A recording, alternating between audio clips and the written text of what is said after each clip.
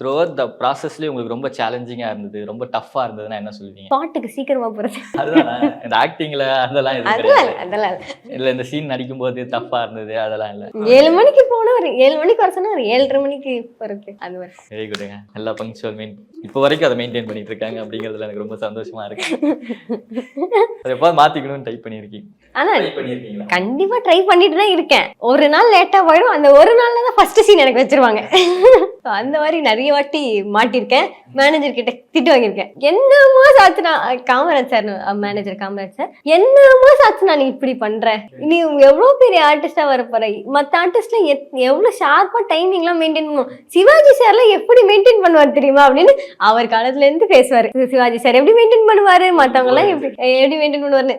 ஐயோ ஒரு நாள் லேட்டா வந்துட்டு இவர்கிட்ட நமக்கு பாட்டு பாடிட்டு இருக்காரு அப்படின்ற மாதிரி இருக்கும். இதனாலே நெக்ஸ்ட் டைம் லேட்டா வரக்கூடாது ட்ரை பண்ணுவேன். ஆனா ஒரு 10 நிமிஷம் லேட் ஆயிடும்.